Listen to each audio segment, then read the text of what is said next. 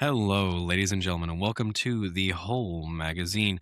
I am your host, Brandon, and this episode, episode 66, is brought to you by Bats Bets. But more on that later.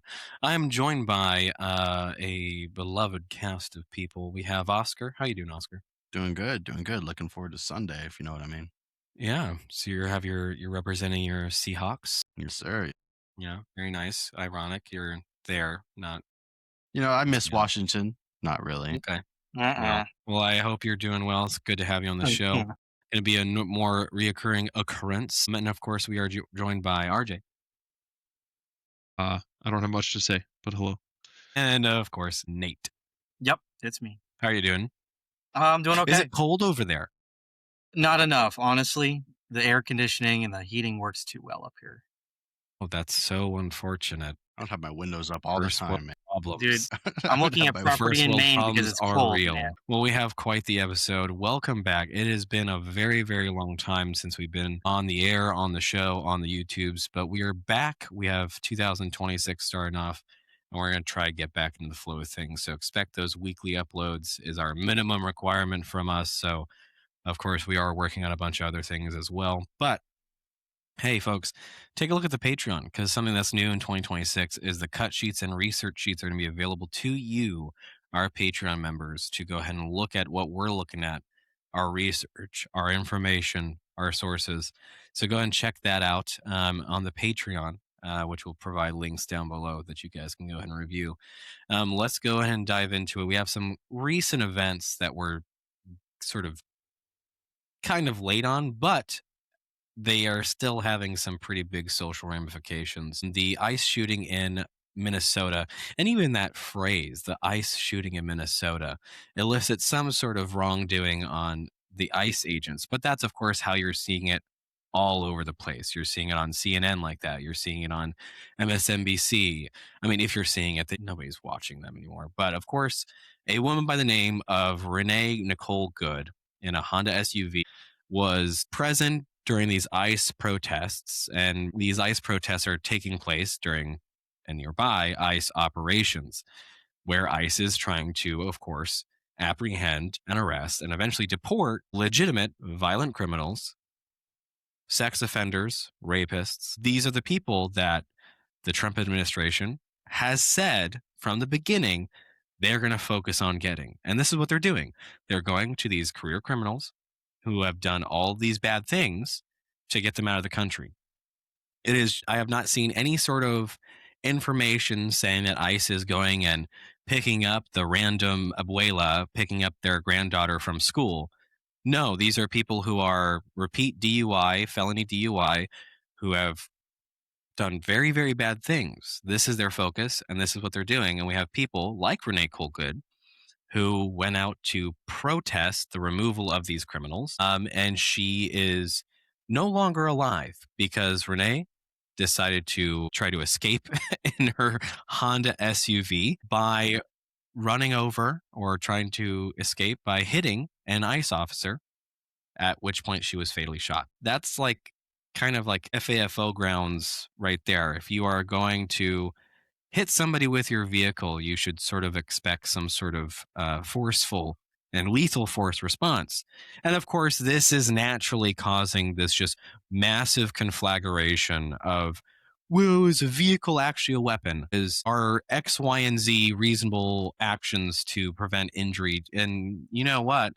It gets a little funny really shortly after you skim the surface. You take a little spoon, you skim the surface, and it gets really funny.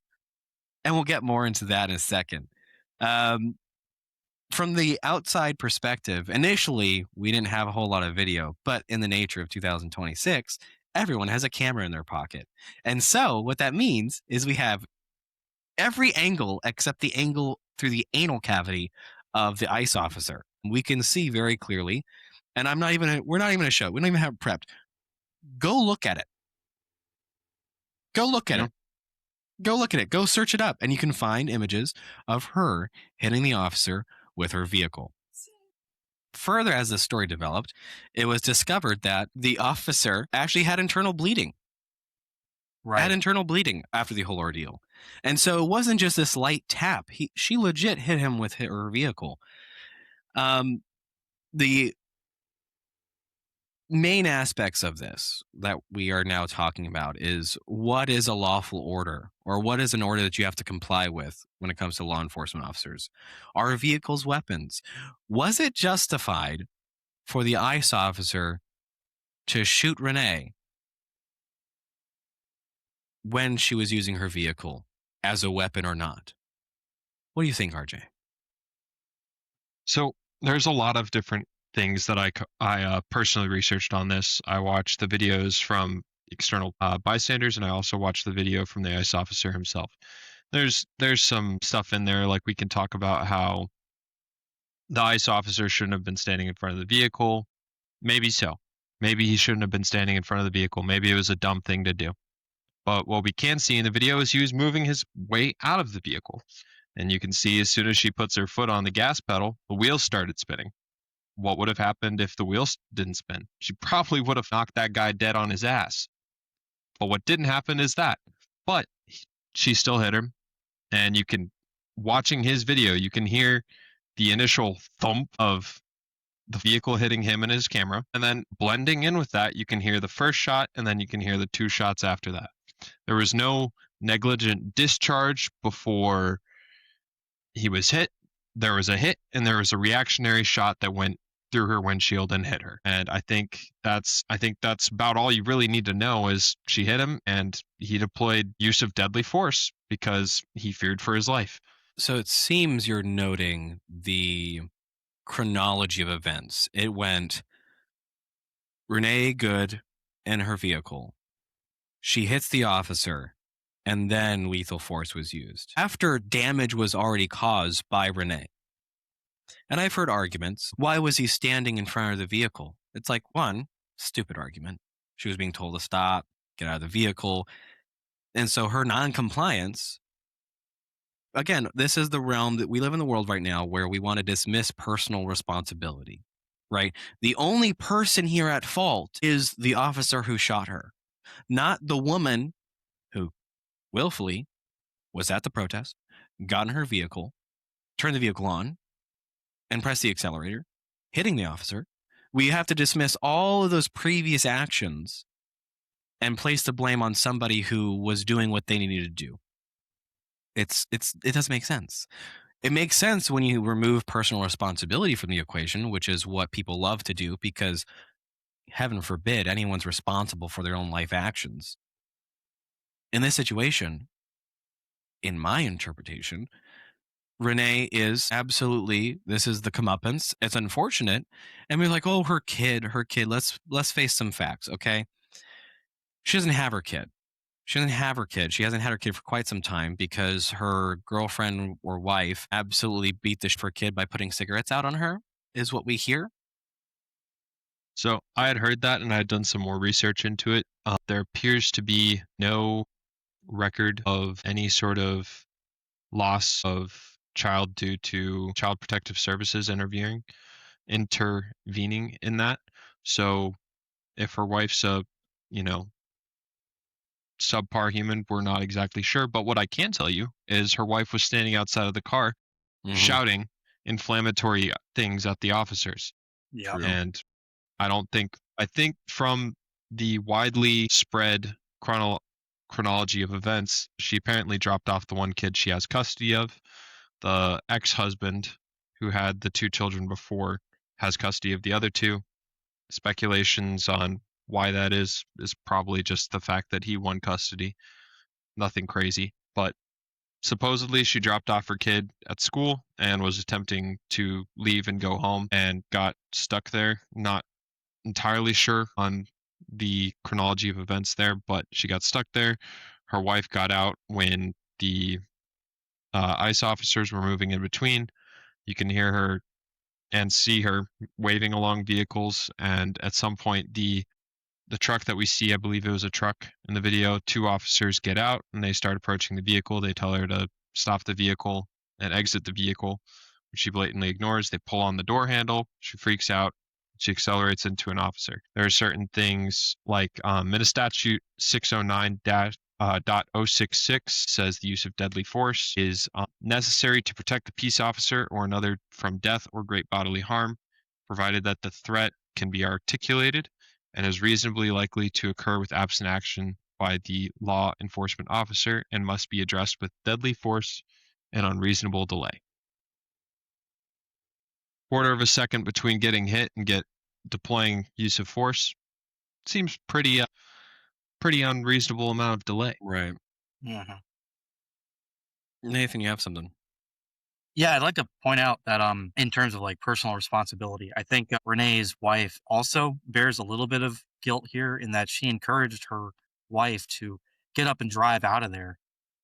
Like you can hear her in the video that's what she's doing. It's not like ambiguous. Like what does she mean by this? Like she's just saying, Right. "Drive, baby, drive." You know, Right. Yeah. the Some officers have more. already issued a command to stop. They've issued a command to get out of the vehicle, and then she just says that. So, it's not like she murdered her own wife or anything, but she's definitely culpable for some part of the series of events there, you know. So, that's something she's going to have to live with. She's definitely responsible for a little bit there. But I'd like to say that that opening, man, like that's so reasonable. It's just so simply what it was, but it's somehow a controversy. Like if this had been Charlottesville, for instance, right? Remember that forever ago, right? Liberals Yeah. they know what a weapon is, right? They understand Mhm. that if a car hits a crowd of people, it's mostly, at least in some cases, designed to be an act of terror or hurt people, and they will like actually talk about it in that way. Like it doesn't matter if you believed what was his name, like Fields or something. It doesn't matter if he was trying to get away from other people in the crowd. Their opinion was he was doing that to hurt people, not to escape harm himself, right? So they already have the vocabulary and like the contextual knowledge to know that a I don't even know how heavy a Challenger is or how heavy a Pilot is, but an automobile it's got some mass to it, and if it's moving quick enough, it's going to hurt people or kill them. Everyone Even the knows that. smallest cars, weigh at a minimum of a ton. So, like curb weight for I Yeah. think it was a CRV, something like that. Honda CRV is like 3,500 pounds. Yeah. Pretty. What do you have for us, Oscar? So I've seen this video a couple times, but never in depth. So I'm rewatching it. I see it on TikTok. Couple of pointers, right? From a common sense perspective, we have an individual who is, in And layman's even now, I terms, have to tell him to get closer to his mic. white knighting, right? We got a white knight here. So we have an individual who takes the stage, trying to be a hero. They think they're doing the right thing, right? And this is very common, I would say, in today's society, where individuals believe they have to be, I don't know, at the center of the stage. They can't just stay out of harm's way, stay out of trouble, stay out of anything. They want to shove their faces in areas they don't belong in, right?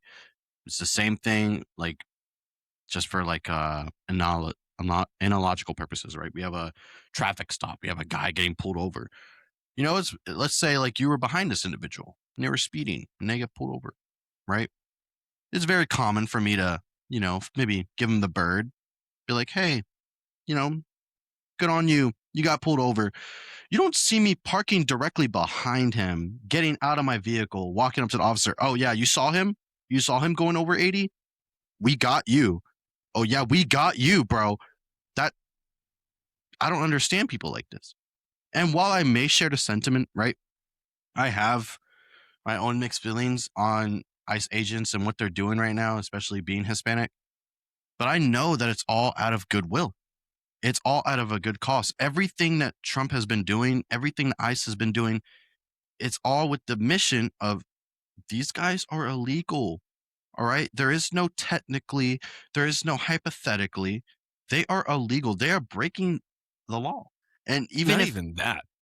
even But if they're these good people people, are legit criminals. Like, right? not even to Mexico but also the United States. We're talking about people who have repeatedly entered the country after being deported, committed another felony, and just got released again. So it's not even like you're just the people who are coming in. They're criminals. And Exactly. that's what Trump was focusing on first. And from a perspective, right, at least from mine, it's one thing to protest and express your anger, express your irritation, but to involve yourself with an active arrest or an active situation, that's different. You're setting us back, right? If we're trying to make a change, if we're trying to make a difference in society, let's get rid of racism. Let's get rid of this. Our society is so flawed. Why are you making it worse? There's so many ways to go about certain things, but instead you involve yourself in situations that put you in danger and the officer in danger.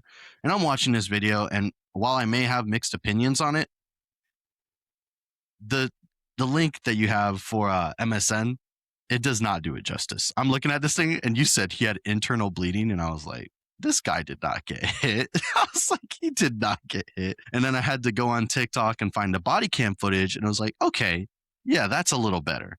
You know, you can see he gets struck by the vehicle. Nothing serious. I don't think it's anything serious. I don't know how he has internal bleeding. Honestly, I'm being a conspiracy theorist Here, you right race now. for some physics, high mass, more damage. I'm just being Back to the opinionated roots right of the now. show. Yeah. I'm looking at it and I'm like, this guy. Here's one thing this guy's fine. to sort of dive in. You say it was dangerous for the people involved already. Yes, It also sets a dangerous precedence because at a certain time in history, when you saw police activity going wrong around, you minded your business. exactly. Mm. And I know thus that I know keeping that's you safe. I know that sounds messed up, However, but that's true. now it's if there is not that rapid and really forceful response for people who are obstructing justice, and hey, listen, folks, obstructing justice, if you don't think it's justice or just, does not mean that you can interfere. Okay.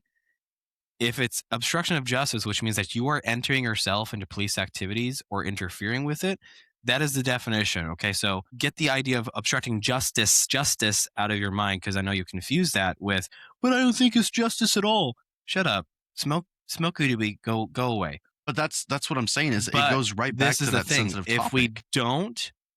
they don't stand firm on people who are obstructing justice now, it's only going to cause more people to get harmed because they have been given the idea that that's okay and they're not going to face repercussions. We need to be firm and say, hey, if you are obstructing justice, you are either going to go to jail or you might get physically harmed. If we don't do that, more people are going to get hurt because they are not aware and don't have the faculties of reason to see that this is likely to happen. Another fun fact with the whole Minnesota thing, legality of it. Can they do this? We had RJ read that sort of legality of self-defense. Apparently, Minnesota had a bunch of problems with police officers getting hit with cars. And so Tim Walz actually wrote a law into the books, speaking directly about police officers getting hit by cars. Thanks, Tim. Appreciate it. Hey, about Tim Walz, seeing as how this is happening in his state, we got some interesting things going on there, but more about that after a word from our sponsors. If you are interested in learning about sports betting or wanting to dive deeper and possibly earn some money using sports betting, the whole magazine is officially sponsored with Bats Bets, which you can go and use the code TWM70 to get 70% off your first month. I can't recommend it enough. It literally hands you the keys to the test. It's like it's magic. Okay. Now we have Oscar here, who's a user of it. And you know what? This has kind of ruined his whole world. You know, when he gets word about who's going to win or the scores and he goes, nah, screw you. And then it happens. And he's like, God damn it. Try to perceive it as you're looking at your friend right next to you in a math class, trying to cheat off the test, right? And you're just looking at the answers. That's what Bats Bets is. We have an AI algorithm that is constantly learning through years and years and months of sports, of the sports world, right? NFL, NBA, WNBA, soccer, La Liga, MLS, hockey. And the algorithm is constantly learning with success rates that make you think, wow, I'm winning more than I am losing. And with Bad Sweats, you literally would be. It's impressive. And with all sports betting, there's a risk. there is a risk. Don't get me wrong. There's always There risk is, with of sports course, a betting. risk because you are betting. So, of course, bet responsibly and as use your better judgment. Of course, that was Bats Bets. Go to batsbets.com, TWM70 for 70% off. And as a final note, the creator of Bats Bets got hard limited at MGM because it was Mhm. that good. So I let's had to, just I keep had to that swap in to a mind. different casino. Yeah, so just keep that in mind. Anyway, diving into Tim Walz. Tim Walz, Bucko's out. He's just like, I'm done. Sorry. Why is it? Why we have so many things going on in Minnesota alone? We have the situation with Good. We have the daycare fraud that's been going on, which is it wasn't on my 2026 bingo card. I'll tell you that. This massive daycare fraud ring apparently getting found out, and that's why I love the internet in a way. Kind of, it is still the portal to hell, but you get this information that largely and evidently kind of been hidden for years and years and years, probably on the verge of decades. Basically, these daycares in Minnesota were able to get government funding and tax dollars from Minnesota citizens for the purpose of subsidizing their services. That way, it could be cheaper for the parents who are needing to put their kids in daycare. What was eventually found out is this. What was the name of the company? One Not of the the name of the rings. building, right? There's there's several. There's an NPO that was found out in 2020 and raided by the FBI in 2022. And then there's obviously the child care assistance program fraud that's going on currently Okay. now So it's for the all these Child Care individual. Assistance Program. I think we've all seen the video circulating online where they go up to a daycare and they see it's empty Who in was their that current individual's name, by the way? The during individual's business name? hours and just an empty daycare. Pretty fascinating. Tim Walz, in this conflagration of all this crap being discovered, basically bowed out of a reelection race, a reelection bid. He just sort of is just like dusting his hands off and like, I think I screwed up this state enough. I think I'll head on out now. Feels kind of unprecedented, you know? It's kind of crazy. And I think this is a good sign. It's a good sign because it's showing people in our government that accountability is back, baby. As I much hope as it so. is now. It's not really there yet, but he's obviously worried. He's obviously worried that accountability is coming his way because you have to think for a moment. And this is why I said all the time, I'm like, these people, they get into office, they have a set salary, and yet in short order, relatively short order, they become multimillionaires. That math does not math out unless there's shady going on. What could that be? And this is all conjecture. This is all hypothesis. This is conspiracy. Get your tinfoil hats on. Tim Walz was getting kickbacks from these daycares, these fraudulent daycares. There we are. Basically, oh, how did that work? It's like, hey, you, person in charge of this department, turn a little blind eye to this whole situation over there. If you think that's out of the realm of possibility, I don't know. You should probably think. But that's, of course, just me putting my conspiracy hat on. I think Tim Walz is actually just sort of heading out of the way because with the performance of the recent election, as well as all this crap going on, there's no way in heck he can rationally believe that he's going to win a re-election with all this stuff happening in his state. All these broken promises, all these empty dreams, and he has nothing to show for his tenure as governor. Nathan. So is this him knowing he can't win a re-election, and he's just done for good, or is this like him trying to save his career for like a rainy day in the future? Like, does he think? I'm not saying he does, but does he think he has a future in the party? Like maybe 10 I think years he's down the just line. trying to save face. He's trying to disappear for a little bit, get out of the spotlight, because that's what he's in. He's in the spotlight right now. And so he's under a lot of pressure. And so he's just trying to skate away. He's trying to leave the limelight. So a lot of the things that I think go into this is obviously we've got fact that he ran for VP under Kamala this last election term probably cost him a decent amount of bit of money. But we've also got things like 18, there was a nonprofit organization called Feeding Our Future started, and from the court cases, they judged nearly 250 million missing or misappropriated funds. Trials are still ongoing at this moment, but around 3/4 to 5/6 of them have just straight up pleaded guilty to wire fraud, money laundering, conspiracy to commit wire fraud. I mean, it's crazy. And we've also got, like the now child care assistance program fraud, where these Somali daycares are misappropriating funds and fraudulently claiming that they've got more kids there than they are. Maybe they're claiming more meals than they should be. There's a testimony from a DHS investigator called Scott Tillman who highlighted a 70 to 80% fraud rate, which is insane to think about. Insane. That's the Also, whole you had program. a 70% of the program. 70 to 80% fraud rates in childcare and related Medicaid programs, often involving Somali-owned daycare billing for phantom clients. Damn. Or Morjan. Yeah, I remember when I saw the video when it came out, and it was Nick Shirley. That's the guy. Nick Shirley was the individual who videoed those daycares. Now, I'm not a big guy on the economics of society and whether or not we lose or gain money. I don't know much about that kind of stuff. But when I saw this, my attention was like immediately to the screen, right? And I imagine that was most viewers probably, right? And you could be MAGA, liberal, in between, it doesn't matter. Like the fact that this guy is walking through these massive buildings of these daycare centers, and it's just crickets, absolute crickets, right? And I'm looking at this thing right here, and it says starting since 2013, right? How do you not notice this? Like, how do you not notice all this money just being siphoned into nothing? Like, that's wild to me. You turn a blind eye.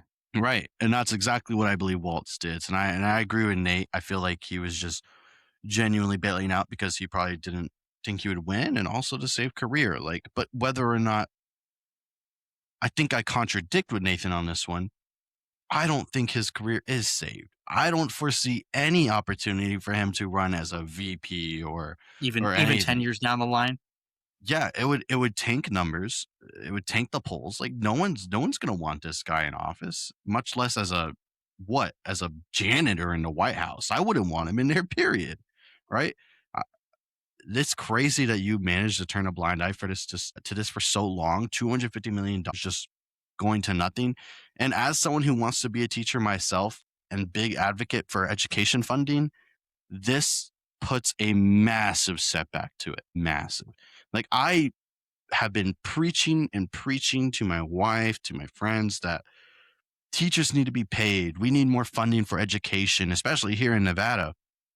And this is just a blow to the education system, in my personal opinion. Like now we're really gonna be like Big Brother, right? Probably some guy with massive spy glasses looking at the spreadsheets going like, oh, what are you paying for? Instruments? Are you sure it's not anything else? Like, yes, bro, it's just a tuba. But that's my problem. It's like education is such a serious topic in our country, and I think a lot of people really brush it under the rug. And now we have this issue with Tim Walz turning a blind eye to $250 million going siphoned into daycare systems that are just, what's happening in there? Is the teacher teaching the crickets or is the crickets teaching the teacher? Like because it's empty. There's nothing in there. Casper's in there sitting down. Like, this is ridiculous. Yeah. As someone who wants to be a teacher, it really sets back education. It genuinely does. Hopefully not for long, obviously, but it's really bad.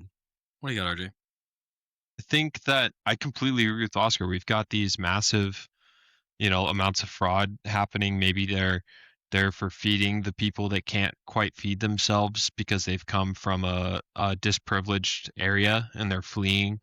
Maybe they just, they don't have a great handle on things and they need to feed their kids. Maybe they need just that little bit of extra help to push them all across the line to get their kids the education that they deserve. I think everybody in this country deserves to be educated. And we've got these massive fraud rings, you could even call them fraud rings, just siphoning money from the government, taking away money from the disprivileged that really truly need those extra steps to help them feed their kids, to help them, get them the education they deserve. And it takes away from that because, you have the minority of these people ruining chances for other people, thinking they deserve more just due to basic, human greed. And it really sets back people. But there's been, coming back to Walz, and if he ever stands a chance, I don't think he does. I don't think he has a No, chance to ever get reelected in any state or form. no, there's no You way. have multiple voices from left and right that I can't give you the name off the top of my head right now, calling for immediate action on what he's been doing. This guy needs to get out of office sooner rather than later, and he needs to face accountability because there's some sort of complacency that he's been enabling to cause these, I think, to happen. I don't think that you can just miss. Obviously, for the Feeding Our Futures program that was the FBI rated in 2022, there was 250 million alone, and the fraud.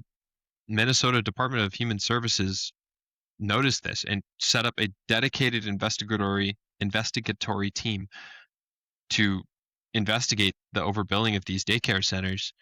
And yet we have, I think the ballpark number that's been thrown around a lot is something like 7 billion, something massively insane. There's no way that you can't just like sweep this under the rug without someone in a massive state of authority doing something to cause that.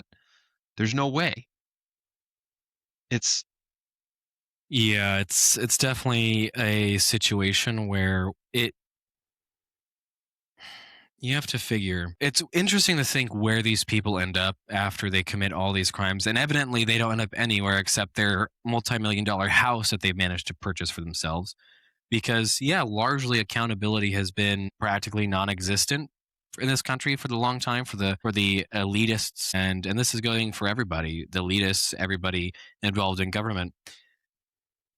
Hopefully we see that change because I really want to have an era where these career politicians actually face some repercussions for how they handle what their job should be. And so, digressing and doing a nice little segue, Nathan, I believe this was your thing that you wanted to chat about most, which was the sort of like conservative media fracturing and what we're seeing right now. Yeah, it's just kind of interesting watching how, since what has it been, 2 months or 3 months since Charlie got shot? Just, it was interesting. Everyone was talking that we would get a more unified and more focused kind of party, if not just the underlying underpinning parts of the movement for the party. Like the platform may not get better, but the base of voters would get better. Like this might uplift.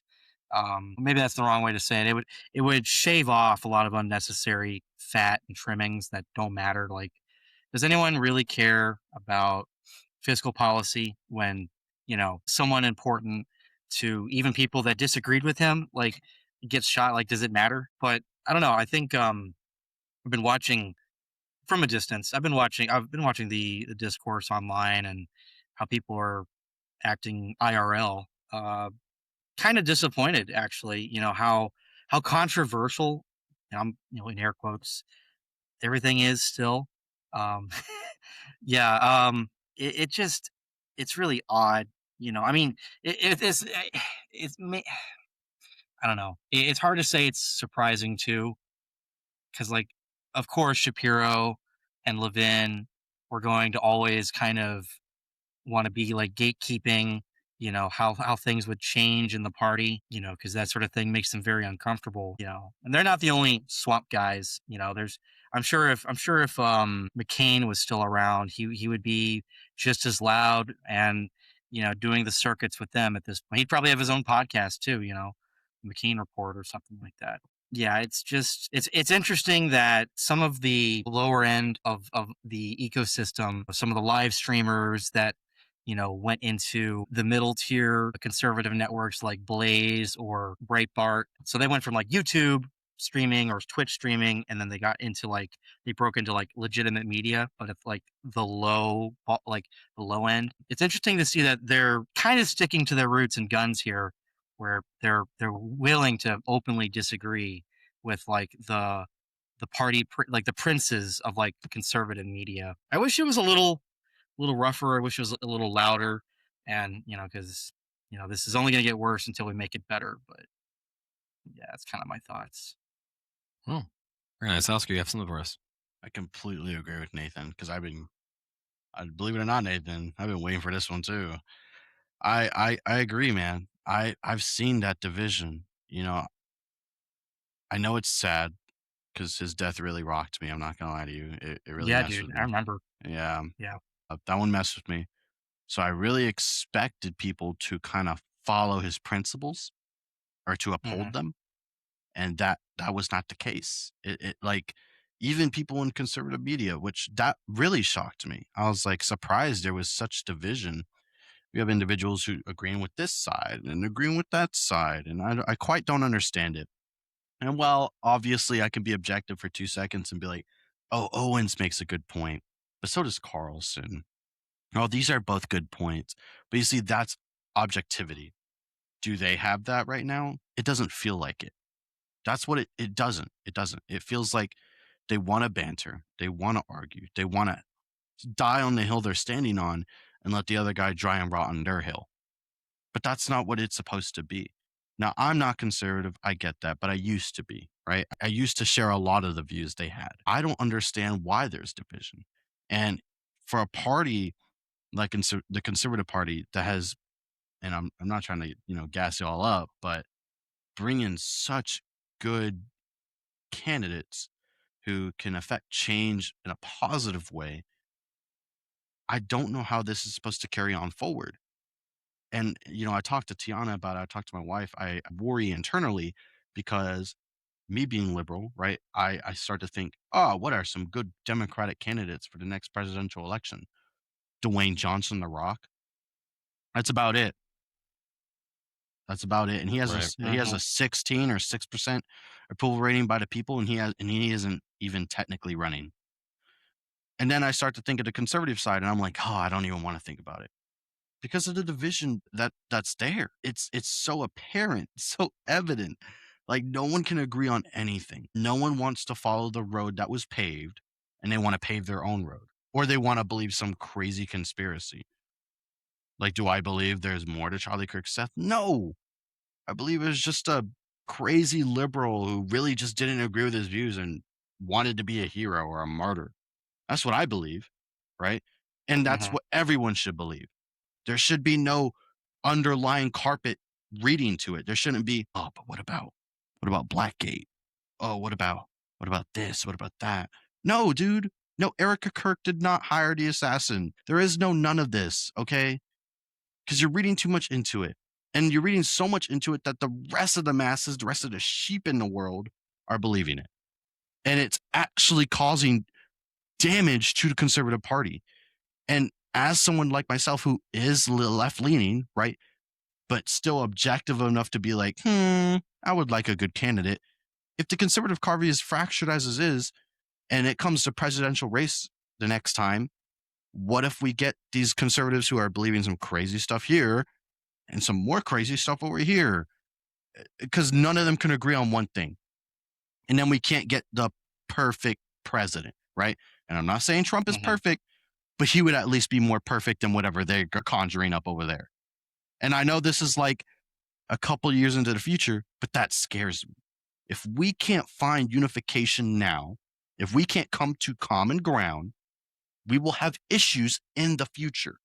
When we get this candidate over here who believes in, like, I don't know, sending billions of dollars to Israel and maybe going to war, full-fledged war with Palestine, and then this conservative over here is like, oh, I don't really give about Israel. Let's just let them wallow for a little bit, and then they suffer.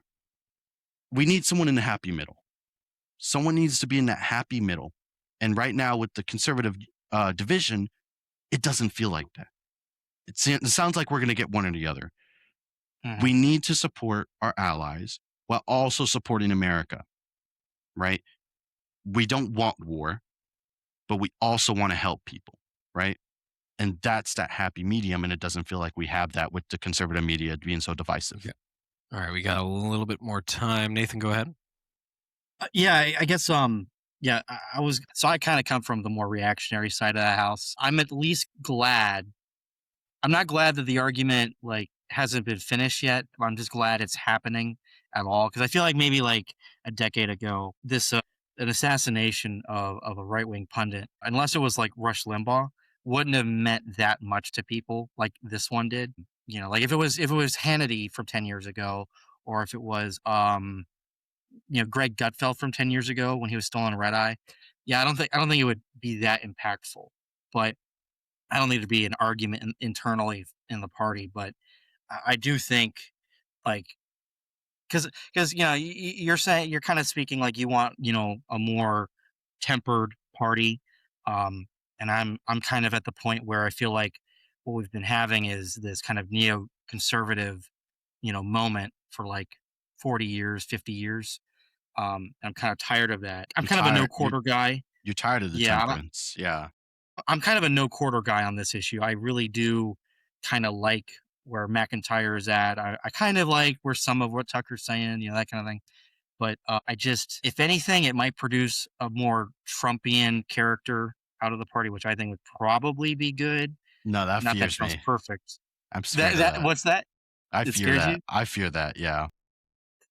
What you got, RJ? I'm on the same page as Oscar and Nate here. I mean, like, as much as I dislike the character of Trump, he's getting things done that he promised on. Maybe not all of them. And there's, releasing the full uncensored Epstein files. I don't like the fact that he hasn't done that. But other things, I like it. So there's a lot of with the political discourse in the country, there's a lot of extreme polarization where you have people from the left being diehard, the right's bad, and the right being diehard, the left's bad. And I think there's a lot of great points for human rights, and there's a lot of great points for other things just on both sides. And the extreme polarization of the political climate within this country is terrible for our country. It's terrible. I mean, I think it was I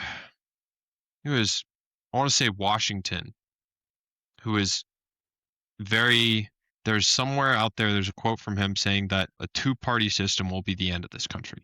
It was on his farewell address. He addressed the nation and said that a two-party system is not something America should do. And he also emphasized that we should never be involved in foreign affairs. That is something he emphasized while in his farewell address. There was other things, but that was like the two main ones that really pivoted my direction in my political views. And as someone I'm fairly young, I'm 22, but as someone who didn't really care much for it growing up, and now like 18 came around and I missed the election by a few years, I didn't vote, and then Trump came around, this most recent one, Kamala versus Trump, and I'm living in Texas and I don't want to bother to go sign up for a new thing, so I'm just here. I'm spectating what's been happening based on what the rest of the nation voted. And there's some people out there who will bash me. It's like it's your job to vote. It's your job to make sure that your voice is being heard and the right person is getting put into office. Even if I voted for Kamala last election cycle, it wouldn't have changed jack. Like, I'm sorry to tell you, but my one vote does not mean anything. Look, I haven't with voted the the past votes. two elections, RJ. It's totally fine. It's really Yeah, just a no, personal me thing. neither. that's a stance in and of itself. It's the secret third option. This is the Secret secret third, third yeah. option we hear so Yeah. much about. Now, what a great intro episode to what a great intro episode to 2026. We got episode 67 in the works right now. Of course, before we head out for the day, our production schedule, as I said, weekly. So you should be expecting weekly uploads every Monday following that recording session. So expect episode 66 to go live on this coming Monday. Today is the 24th. And that means it would be 20. the 26th. It'll be the 26th of January, Real. 2026 when the first episode comes out. I So forgot what day it thank was you all yesterday. so much. Of course, don't forget to check out our sponsor. Thank you, Bats Bets, for sponsoring this episode. Don't forget to check out our socials, thewholemag.com, where you can catch a bunch of cool merch and all that fun stuff. There's that URL there in case you need some help. And then here's the URL for Bats Bets. Once you get a moment here, just there you go. TWM70 at checkout for your 70% off your first month. Anyway, thank you all so much. And as always, have a good one.